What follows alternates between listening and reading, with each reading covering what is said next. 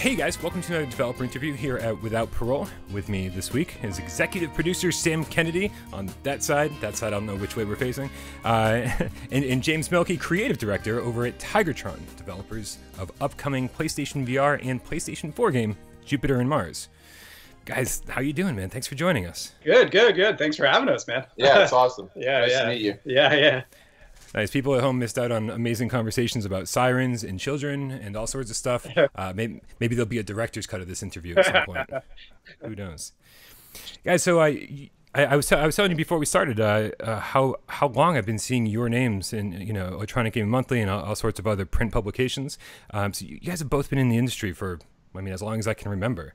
Can you kind of bring us everybody back and tell us where all of this started for you, your first jobs in the industry?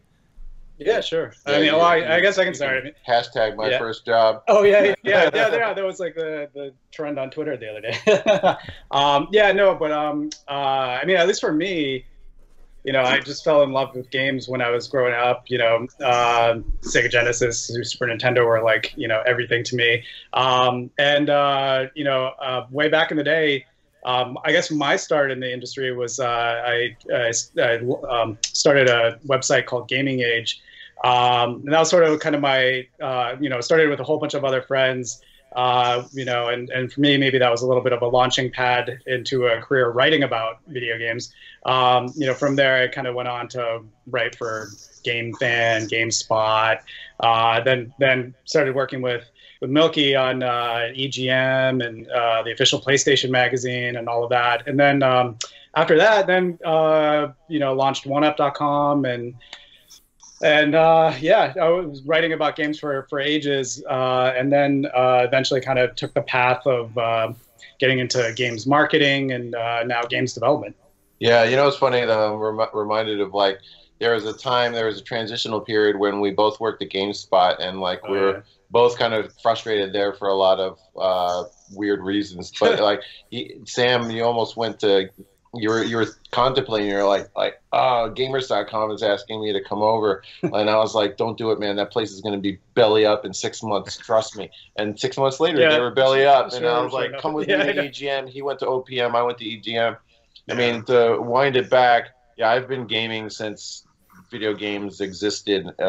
Pong was my first thing. I had the Radio Shack little single dial Pong machine, and then. I remember walking into a department store in the town I was growing up in, and they had a Space Invaders machine there, and I was like, "What is this?" And I went over there because there are all these kids surrounding the machine, and everybody's playing Space Invaders. And I asked my mom for a quarter, and she gave me a quarter, which in those days was huge, 79 or something like that. Getting 25 cents. That could have been a comic book, but anyway, I played that thing. I was terrible at it. My 25 cents basically flushed itself. But I was hooked, and then my uncle in Japan started sending me Nintendo Game & Watches. Those were just, in those days things didn't come out at the same time, globally. So it took another 2 years. So for 2 years, I had this incredible mystique at my elementary school because I was the kid with the games, right? And my first job was freelancing for GameSpot because Joe Fielder discovered some fan review that I had written on the internet and invited me to write for the site. And then I started, because EGM was the same company at that time, they asked me to start doing some work for them on the side, and then they both offered me a job, and then I went out to San Francisco, worked with Sam, and then we both shifted over to print about 6 months later. Spent another 10 years working at EGM. I left as the EIC of both publications before I went to Japan to work in game development at Q Entertainment, and now we're here. It's an awesome story, guys. Do you find that a lot of people who write about video games for a living make that switch eventually and go, this is something I want to do? Is that what drives people to talk about video games because they've always wanted to make them? Or the game journalism industry to me reminds me of high school, right? Or maybe college for some people, but you know, everybody's there for a while and then they all split off and do different things. Some people naturally go down the path of like marketing and production. You know, I know a lot of ex-journalists who went to Microsoft and then found themselves on the, you know, the, I guess, internal Xbox team and stuff. You know, you get folks like Frank O'Connor and stuff, but then they transition into development. It depends on what people, you know, are naturally inclined to do. I don't think as many go into game development, but we've seen a lot of, you know, people like Luke Smith, Che Chow, you know, Tina Sanchez. They've all broke off to, you know, go do community manager things, and they find themselves contributing to the games development. Then they become just full-time game developers. So, you know, depends on the person. Yeah, I mean, I guess, you know, it's interesting because I don't think I necessarily set out to make games when I first started writing about them, and it didn't really even occur to me. It just it was an industry I wanted to be a part of, and I genuinely loved writing about games, and there were so many stories I wanted to tell. I think it just, you know, after doing it for so long, I think we both kind of came to that point where we told all the stories that we wanted to tell. We interviewed all the people that we wanted to interview. You know, we kind of did everything we probably could have done on the journalist side. And then, you know, I guess, you know, we're always looking for new challenges too. So it was kind of, you know, for me, I thought it was really fascinating to kind of make the jump over to the publishing side and learn all of that. And then now also making games is incredibly exciting and fascinating. I mean, I guess I've always wanted to make games as well. You know, you play games and you're like, wow, you know, this is what I would have done, or these are the types of games I love and I would love to make them too. But, you know, I don't think I necessarily set out to do that from the start. I loved being a games writer, and you know, at the time. Well, another reason is that the game journalism field is just shrinking. You know, it's like the magazines mostly went away. The websites are like, you know, they're down to a precious few. So there's only so many places where somebody interested in writing about games can actually land. So it's, you know, it's sort of a necessity to find other ways to utilize these skills that we've picked up. Personally, and this is totally, I understand why this is going to sound like a terrible humble brag, but there's only so many times you can interview Kojima, right? I mean, like, seriously, like, I've interviewed him, I've talked about the old games, you know, there's no reason for me to see him again and then talk about the new thing. And so it's like, how many times can you interview any major figurehead in the industry and just not be like, okay, well, we've done this before, so we're just talking about the new product cycle. Oh, how's Death Stranding going? Blah, blah, blah. It ceases to be interesting, at least to me. I mean, there's probably some folks out there who would, like, totally thrive on that, but like I got tired of talking about other people's games. Just send them my way, man. Send them my way. You know, I got tired of talking about other people's art, and I wanted to make my own because, you know, that's what I think I've always wanted to do, is make sure I'm creating my own thing, and creating magazines and creating stories and website features and stuff like that is awesome. But for me, it just wasn't enough. Yeah, and I think back in the day too, we did always kind of talk about ideas for games. Like, wouldn't that be cool to make a game around this or that? And so it was great, you know, eventually when we had the opportunity to start Tigertron and do exactly that, you know, create our own ideas and try to make the games exactly as we would want them to be.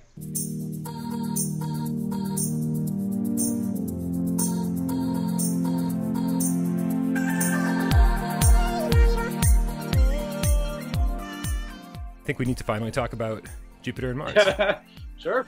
Right? Like 20 minutes into the interview. I love it. Finally getting...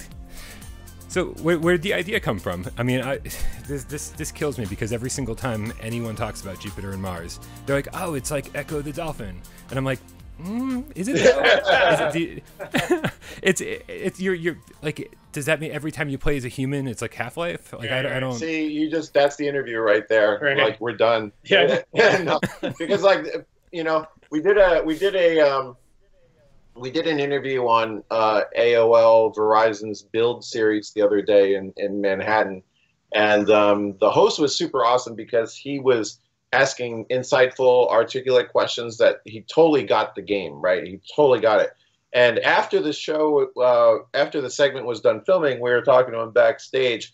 You know, he said to us, like, basically, and I'm paraphrasing here, but he basically said, you know, I was reading up on the game, and all these previews, like every one of them constantly mentioned Echo the Dolphin, and he was like, I just thought that was, like, you know, so lazy. He's like, just because there's a dolphin in it, yeah, and like, yeah, I get it, there's another dolphin game out there, but that doesn't mean the two have anything to do with each other. And I was like, that was my favorite moment of the day when you didn't ask us about Echo the Dolphin. And I mean, I get it. It's because you don't have any other reference points, really. I mean, dolphins do appear in some other games. There was a PS1 game that was called Depth, or I think in Europe it was called Fluid. It was like really advanced for its time. It had a dolphin as a main character, but they also had like a music sequencer in it. It was the craziest thing. But that was the only other game I know where you actually played as a dolphin. So I get that. To me personally, I think it's a little bit of a lazy association. You know, it's like, all right, whatever. And to your point, it's like, okay, well, anytime there's a human in it, like, it's like, oh, it's just like Halo, or it's just like Uncharted, right? It's like, no, it's not really. That said, we weren't really super influenced by Echo the Dolphin, or influenced by it at all, because I don't know how much Sam has played, but I've only ever really tried the first one, and it was really hard, so I just gave up. Same here. That was the extent of my Echo the Dolphin experience. I have no issues with the game, but our game certainly wasn't influenced by it. Yeah, I think Echo the Dolphin to me was like one of those games back in the day that I really wanted to like, and I love the concept, I love the character, all of that. Dolphins, right? Because dolphins, yeah, I know. So, and I guess in that respect, you know, I could see that maybe the maybe the influence in that respect, but not really. I mean, it's basically, we have a game that shares the same mammal. But yeah, I am, and I mean, like, I'm sympathetic to people who do like Echo the Dolphin, and I'm in no way trying to disparage Echo the Dolphin. I just, you know, to be completely honest, our game doesn't have anything to do with it. But I understand why maybe people who are fans of Echo the Dolphin would, you know, maybe this is like their great hope that something Echo-like, you know, has returned. And I mean, I think that if you like Echo the Dolphin, you're going to like Jupiter and Mars, but that's sort of just like a happy crossover or something. Yeah, Echo the Dolphin always stressed me out. Like, I was always like running around in circles and always trying to solve puzzles and not being able to figure out how to do it. There wasn't a lot of direction in that game, and like I'd always find myself like back where I started and be like, "How I just spent the last hour trying to get away from here, and here I am back here." Which I guess kind of happened to me in Jupiter and Mars during my first 2 hours of the live stream. They kept like going around in circles. So if you love Echo the Dolphin, you're gonna love Jupiter and Mars. if you like getting lost, no. Yeah, I know. I've got a horrible sense of direction, so like that one's totally on me. But here's a pro tip. There's sort of a pearlescent, sparkly trail that is sort of a soft way to keep you on the critical path. So if you are getting lost, like if you look for like we call it the Sparkle Magic Trail, if you follow the Sparkle Magic, it'll remind you of where the critical path is. If you, like, you know, go off to open some shells or explore the area, the Sparkle Trail is there to sort of remind you of like where, you know, the sort of gently nudge you in the direction that you're. Yeah, and there's another kind of hint as well in terms of the you know, your ring on the screen. Also, there's like a star that appears that will guide you to like your major kind of next major objective. But you know, it's interesting because for us it was like a very, very delicate balance of, you know, trying to, you know, hold the player's hand, but also let them explore, you know, freely, and, you know, really try to. I mean, we wanted the game to be very much about that sense of adventure, or like discovery, and just sort of, you know, figuring out your path, not holding your hand too closely. So, you know, it's definitely a balance. I think the other thing too, the difference between maybe, you know, when you're trying to do like a live stream of the game for the first time versus, and, you know, also juggling chat and everything like that, versus actually just sitting down and really trying to like, you know, be immersed in the world. You know, I think it's a slightly different experience, and, you know, hopefully most players won't get too lost. We just didn't want a crazy taxi arrow you. Yeah, you know, we didn't want to have this thing like pointing like that way and that way. But getting lost is like a good part of, I think, gaming. You know, like a lot of the best games don't hold your hand, and you know, you don't have arrows over your head in real life, so you know.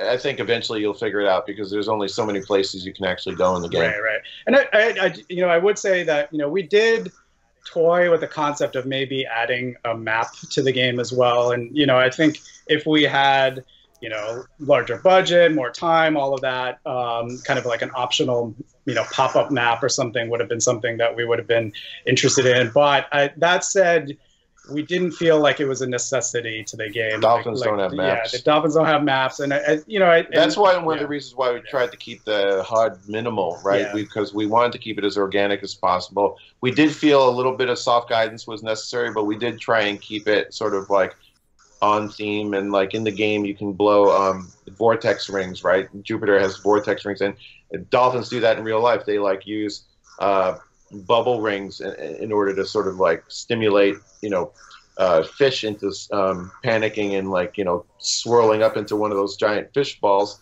So we utilize that. We sort of like, enhance that as a power up in the or an ability in the game. So, the we call it the heart ring. We like it's just that circle with the couple icons on it. Your next objective, and then also helps you keep track of where Mars is if he happens to be off screen. But we wanted to keep it unobtrusive. Yeah, and I would say too, with that ring, and a lot of people sometimes ask like, what was the purpose of it, and really for us, we always wanted to make sure players had that connection of where Mars is at any given time in the game. So what obviously, like, he does tend to swim in front of you, kind of off to the side.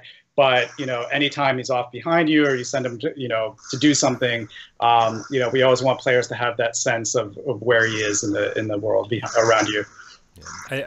I want to make sure that anybody who's watching this doesn't get the impression that that getting lost for me was a bad thing. If you saw my if anybody watched it, that's the difficult thing is like I think my first impressions of the first 2 levels was like 2 hours. So I know a lot of people aren't diving into that and being like, oh, I can't wait to see what he thinks of this for 2 hours.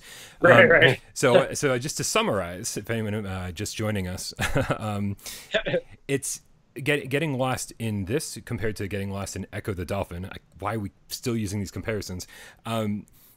It was like not a bad thing. Like the game is so relaxing and just like got this chill vibe where like the music in the background and these fluorescent neon colors are just so like stimulating in a good way where you're just like, I don't care if I'm lost. I'm just going to go find the next crab or the next thing stuck in a 6-pack container. Like it's for me, getting lost was totally fine in part of the experience. That's really good to hear. Yeah, no, that's really good to hear, and that's exactly, I think, what we hoped for it. We want, especially in VR, we wanted to kind of create this chill environment where it would just be enjoyable to swim around, try to find new paths, find treasures, and rescue a lot of the sea life that's trapped. Which a lot of that is just completely optional. And kind of just enjoy being in that world. So that's really good to hear, because we did, like James said, we didn't want to make it like Crazy Taxi where it's like an arrow pointing you where to go next every step of the way, and just kind of let people explore the world a lot was what we were hoping for. It would be kind of cool if an arrow popped up and suddenly like the offspring were like yeah. It's like, wait a minute, oh, that way, okay, good. So a genre that I do want to compare this to, and maybe it falls squarely in the genre, is, I mean, this feels like a Metroidvania. Would you classify it as that? Yeah. I mean, I don't know. Like, I think when people hear Metroidvania, they probably like that has some strong connotations. But like, Metroid wasn't certainly an influence for us, because there are areas that you cannot enter. They're gated until you get a certain ability. But we tried to make it as natural as possible. So there's like, there's a power up called Aqua Lung, and that actually you can't. Dolphins in real life only stay about 30 feet from the surface. There's literally no real need for them to go any deeper than that. But in our game there is. And so we have these different tiers of depth, and in order to descend deeper, we wanted to sort of like, you know, rationalize like getting something that would actually enable you to go deeper and you know, farther down. So we have a power up in there called Aqualung, which, you know, allows you to penetrate to the second tier, and we have other abilities like Tail Kick, which allow you to swim against strong currents, you know, things like that. So in that way, we took a lot of inspiration from Metroid or Super Metroid, you know, sort of like, you know, gating off areas until you were powered up enough to access them. And I would just say too, you know, what for us, you know, the game, there are a lot of influences that we wanted to make a game like the ones that we loved. That we've always loved, and James can maybe speak to some of you know, of the you know, having the two characters and games like you know, Eco or Last Guardian, and why that was such an influence. And but you know, I think definitely for me, I've been you know, I've always been such a fan of Metroid, Castlevania, all of that sort of genre. And you know, we definitely, you know, that was a big part of the gameplay. Yeah, we wanted people to be able to, you know, have a path, but also, you know, give people reasons to go back to different areas. I love in games. I love that feeling of, you know, revisiting somewhere and all of a sudden being able to access. Like there's a part where, you know, actually I think you might have done this. I'm not sure, but when you go back to Sunpool a second or third time, you do get new areas that that you've unlocked because of new power-ups later in the game. And I just love that sense of, you know, there will be those times where you're like, oh my God, I just actually swam through here from the other way. Oh shit, that's really, really cool. Like, I mean, I'm hopeful that players will have that like aha moment.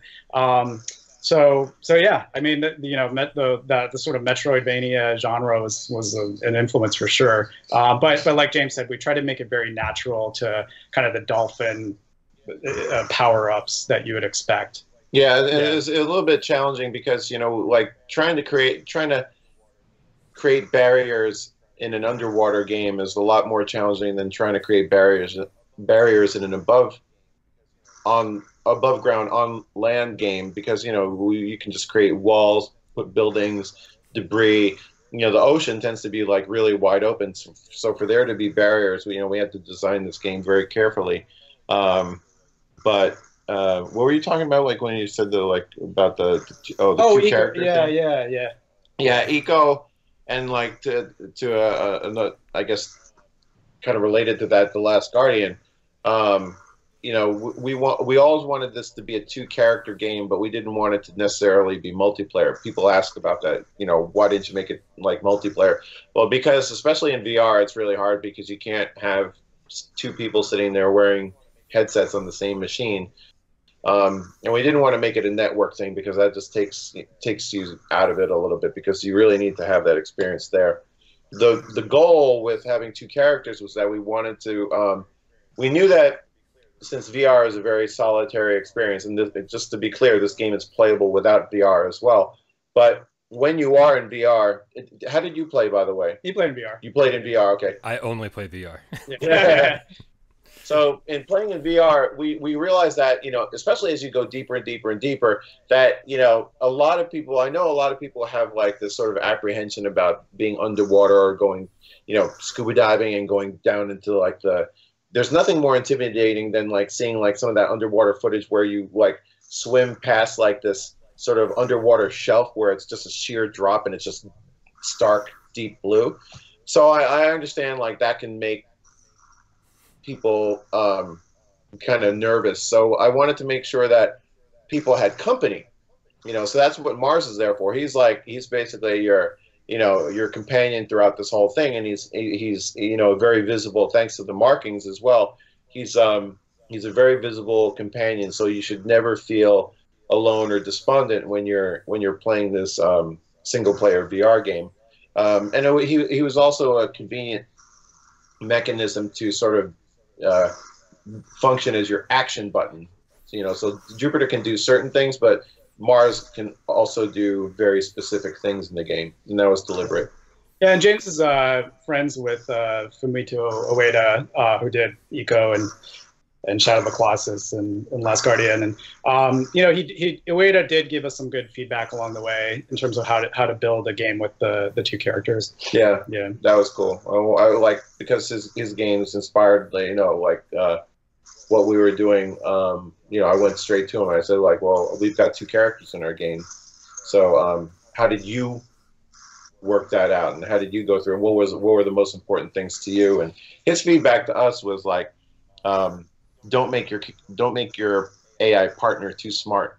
So if you've played Eco, or if you've played The Last Guardian, you know that, like, you know, Trico can be really, really frustrating at times, but like it makes for a more realistic experience, I think.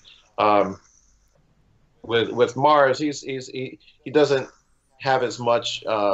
He doesn't go off, you know, and do his own thing too hard, but he's I think he's a little bit more directly functional than than Trico or Yorda, for example. But he also does. He's there to serve a purpose, pretty much. Just the mention of Eco and The Last Guardian, just those games are some of my favorites of all time. I mean, it's hard not to smile just talking about those games. So I'm glad that there's that there's influence, and that you're friends with developers and stuff. I mean, it all makes sense when you look at the game. So I appreciate you sharing that with us. What, if you can, what was the what's the partnership with Sea Legacy and the Ocean Foundation? What is that all about? So for us, as a studio, we've always wanted, not only to create games like the ones we've loved and, tell amazing stories and all of that, we also want to do something that hopefully serves a greater purpose of raising awareness about the issues facing the Earth.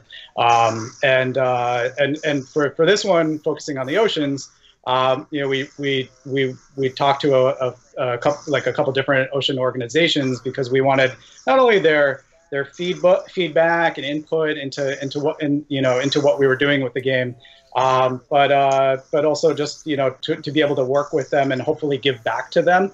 One of the things about Jupiter and Mars is that we're actually going to be donating some of the proceeds from the game back to ocean organizations. That's very important to us as a studio. So yeah, I think it did take a little bit of, there was a kind of an educational process with some of the ocean organizations in terms of, not a lot of, game studios try to do this sort of thing. So, they're sort of maybe from their vantage point of what they see, like the games industry, it's probably, a lot of the biggest games out there, like, let's say a Grand Theft Auto or a Call of Duty. So, a video game studio calling them up and saying, hey, we'd like to work with you, is maybe, they weren't quite sure what that meant at first. But you know what, they for both the Ocean Foundation and Sea Legacy, really, once they understood what we were doing, they really got it, and they loved what we were trying to do with the game, and really wanted to be a part of it. So you actually can see content from them in the game as well. And a really cool element was that our narration in the game was actually the co-founder of Sea Legacy, Christina Mittermeier. She's famous National Geographic photographer. She loved the story that we're trying to tell in the game, and wanted to do the voiceover for it, and it's really quite beautiful. So yeah, we were thrilled to be working with them. There's kind of like I said, there's that unlockable content in the game too, for people who want to kind of get more of the sort of the real life stories that are happening today with the oceans. Yeah. The part of the rationale behind working with environmental organizations and environmental groups is, one, it adds some credibility to what we're doing, because it's like we can talk the talk, but it would be easy for people to forget that that's part of our mission unless we really bring in some actual environmental organizations. And it also adds, it also helps share their message to the gaming audience is huge. Hundreds of millions of players, about basically 100 million people own a PlayStation 4 alone. That doesn't count Nintendo systems. That doesn't count Microsoft systems. That doesn't count PCs, smartphones, and stuff like that. So there's hundreds of millions of gamers out there, and it just sort of is amazing to me that most game developers, most game publishers just look at this as purely as a way to create this singular form of entertainment without you leveraging it to kind of do something different. You start to see games, like That Dragon Cancer. It uses the video game medium to sort of talk about cancer, or like something like Hellblade to talk about raise awareness of mental issues and stuff like that. So that's a start of developers trying to use video gaming to spark conversation about new things. And so for us, it's about the environment. And to be honest, I'm amazed that like nobody else has really done this before. So I felt like this was a space that we could really sort of create. Mm-hmm. Yeah, and I would say too, one of the like Sea Legacy in particular, a lot of what they do is this amazing visual content, again because they were National Geographic photographers at the start, and and so I think for them the kind of getting their heads around what we were trying to do with video games was actually not as big of a challenge too. They got it. It's like we are doing visual immersive content. And so, I think that's why they were actually kind of a really great natural partner for us. I really love like the look you've given this game, like your vision of the future, like this water world type thing. And so I don't know if I didn't notice it right away, but as soon as you start getting a little bit further into the game, suddenly you're like, oh, these are cars down here. Like this is like a parking lot, and like, oh, these are lampposts and this building over here with like a sign on it. You're like, this is evidence of like a civilization, our civilization that was once here. But there's like this extra like element to it that I'm curious to know. Like, are you guys concerned that like because of your association with these awesome foundations and the message of like this warning about the future, like with pollution and whatever, do you feel like it could? Do you feel like there's maybe a heavy-handed message that might be too heavy-handed in this game about like oh don't got to save the world, like that could keep people from really embracing it? Or do you feel like I'm only 2 hours in, so I'm just speculating. What's do you feel like it could be a little heavy-handed, or do you think it's a proper balance? Well, for me, like, for all of us, we wanted to make sure that, we in interviews and with the media and stuff, we do have to sort of explain what this thing is all about. And, the topics come up, and when you're reading all that, I know that there's a huge segment of gamers that just don't want to feel responsible for anything. They don't want to be, like lectured or anything like that. And for us, we have in the context of the game itself, we have like done very little to like hammer you over the head with it. I mean, there is the opening intro narrative, and there are like when Christina Mittermeier comes in and she drops her narrative in there, it's more about the story of the dolphins. It's not so much oh, you're terrible for using plastic or wearing leather or eating meat. There's none of that. In fact, there's very little content in the game where we stick it in your face and like, these things need to change or else we're all going to die. It's like what we wanted to do, the way we're hoping to inspire people is by creating this game where you do see familiar environments and like it's sort of like a haunting setting. You see that like, okay, well, this is what the world would look like if it was underwater, right? But we leave it at that.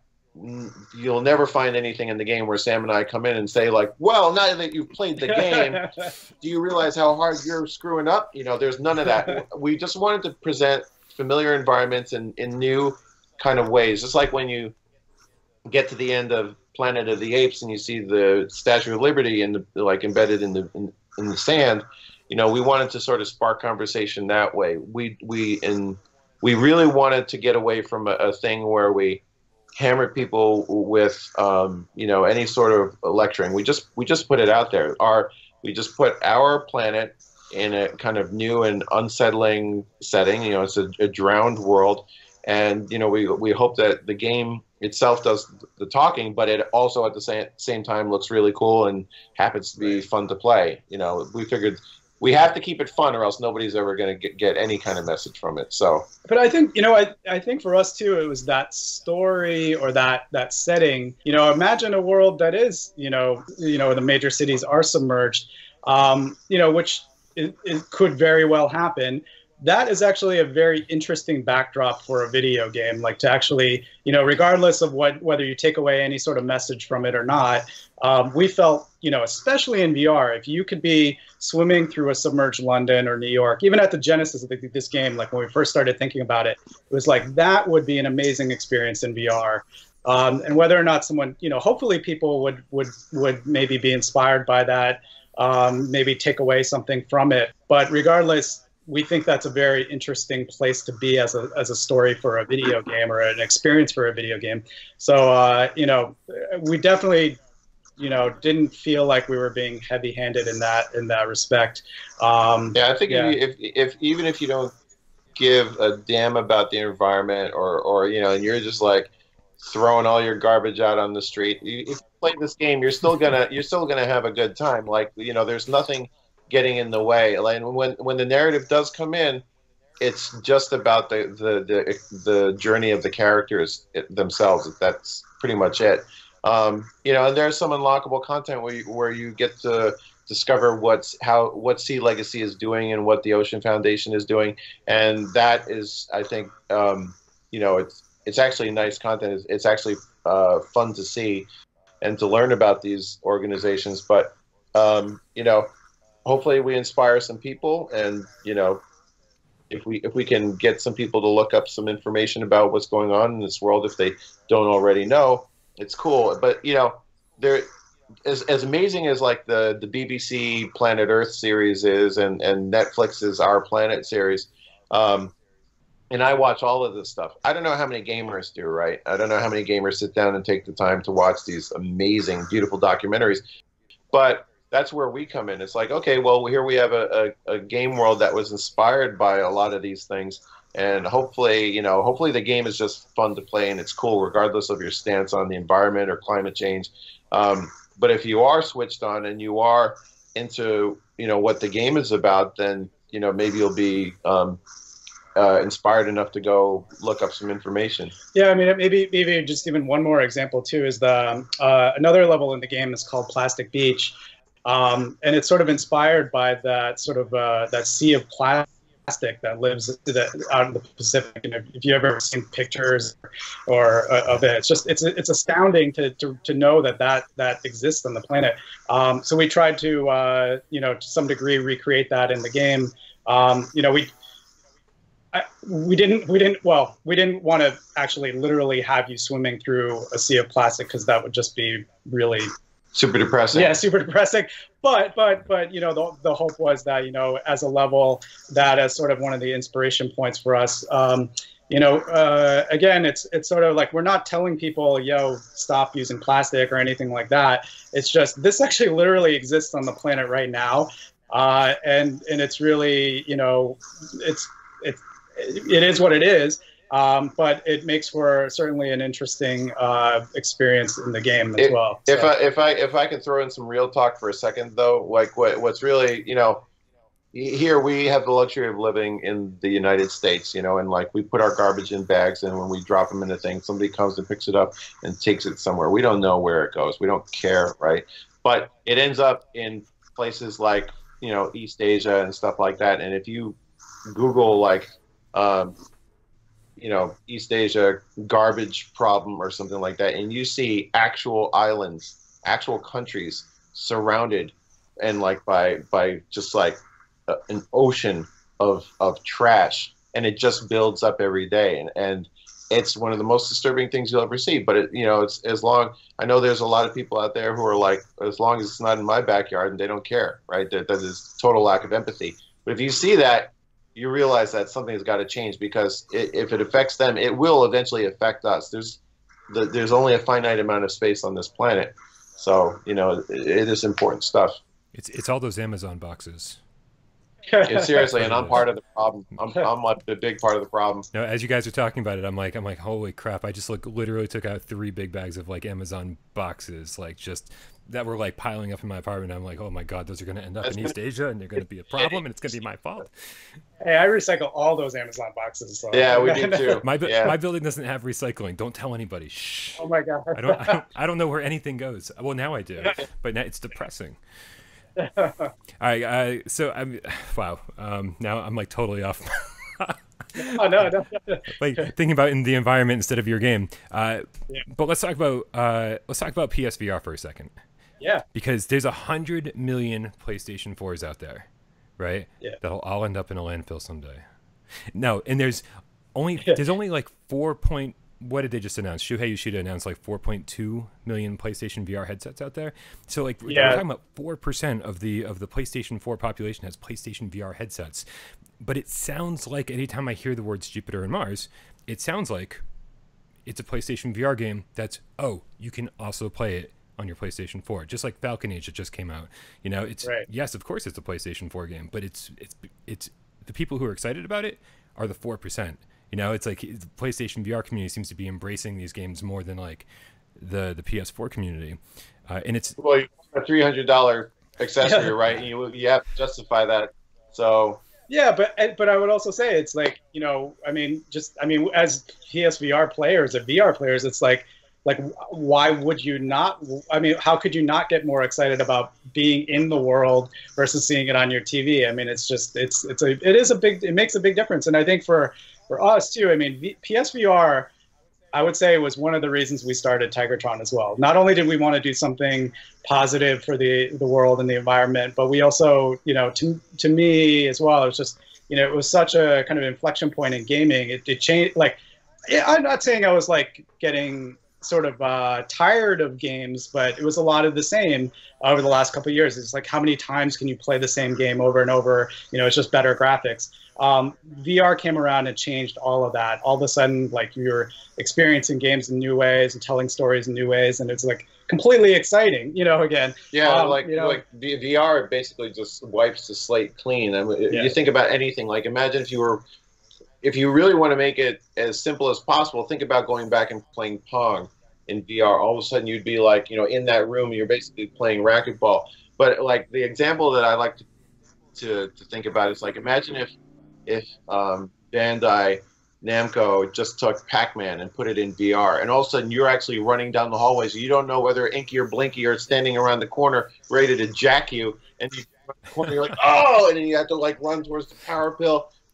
Completely different experience, right? Yeah. Reborn completely, and like I'm just amazed that they haven't done it yet. But I mean, it just takes everything and makes it like it can completely flips the table. It's not like the 3DS where it just added depth to the screen. It's not like I don't know, motion control where you're still playing the game, but now you have to wave your hands all over the place. I think it's a real game changer. So that's what, you know, we wanted to embrace new technology. You know, we didn't just want to make another game. We wanted to make a game in a new kind of way, and VR allowed us to do that. Yeah, and to your point too, though, I mean, I guess, you know, so for that reason, I'm not surprised that the PSVR community is way more excited about Jupiter and Mars and talking about it a lot more.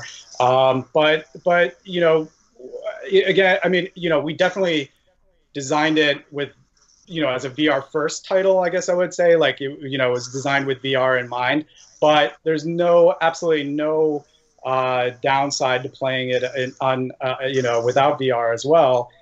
You know, we definitely wanted to create an experience that could work both ways. And I will say, you know, playing it on your TV and not in VR is almost equally cool, just for different reasons. You know, looks to get it sharp. Yeah. Like, yeah. Without it, of course it looks cool in VR, and we designed it from the ground up to work in VR.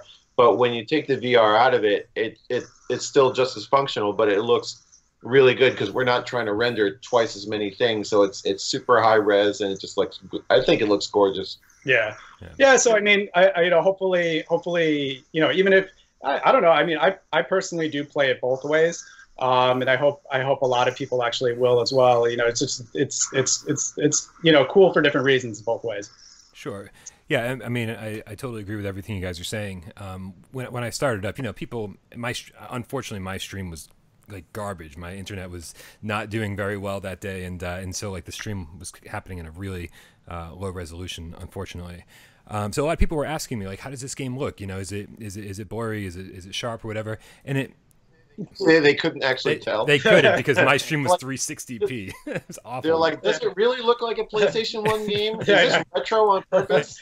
It is a beautiful game, but there is that like low resolution shimmer that's associated with PlayStation VR. So my question for you is it Pro optimized? Does it have a PlayStation 4 Pro patch coming, or is it already enabled? It's definitely way smoother on Pro. But you know, in terms, you know, the way we went about it, we did not, you know, we tried to, I think the visual style itself, you know, I guess it wasn't, there weren't specific things that we did that were optimized for Pro in that respect. It's just a hell of a lot smoother on Pro.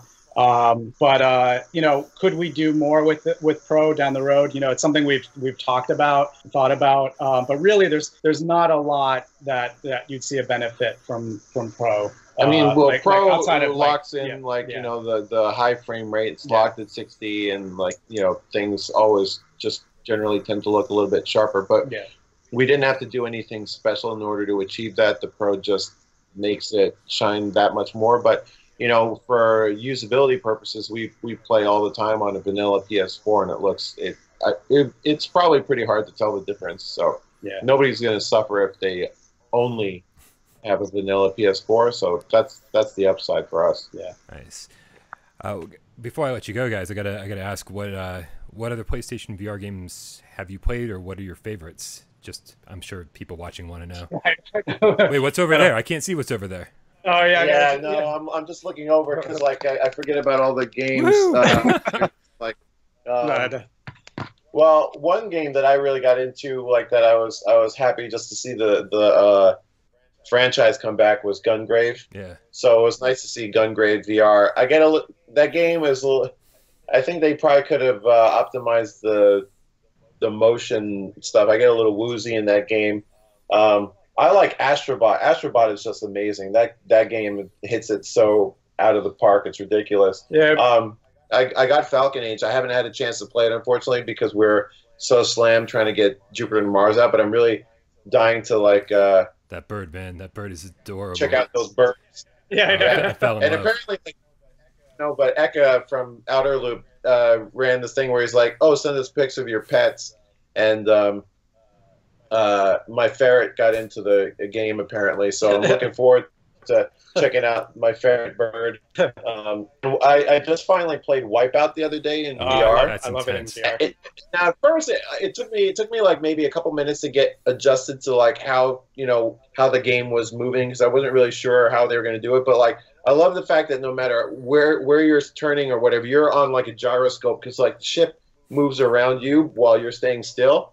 It's pretty amazing. I turn that option off so that I am on the roller coaster. Oh shit! Really? I didn't know you could do that. Yeah, there's a ton of options in Wipeout, and that's the first. Actually, in my review, I tell everyone to turn that off, because if you get motion sickness at all, keep it on. But man, there's no experience like turning it off and just being like, "Holy crap, I'm really on this thing." Yeah. Oh, I totally agree with you.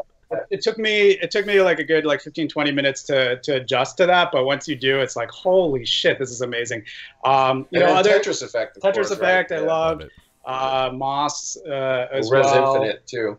Res Infinite. I mean, Resident Evil. There's so many good games in VR. Working at Q Entertainment, I could, I went to go work with Tetsuya Mizuguchi specifically because of Res. So to be able to play, Res in VR is just like, it's like the best thing. I will say too, like with Mizuguchi, we showed him Jupiter Mars last year, like early build of it, but he loved it, and that was like one of my. What do you call it? Underwater Miracle Adventure. Yeah, something like that. Oh shoot, we should have put that in our accolades trailer. You should have just changed the name of the game right there.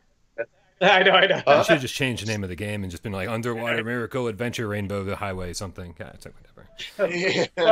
but I don't know. For me, I like, I've always been such a huge fan of his games, and to get his feedback on it, and it was just a kind of a highlight moment in my life, and to see him so enjoying it. But yeah, he was like, he had the headset on, and he was like trying to touch the manta ray. When manta ray goes over, he's like, oh. Yeah, I know.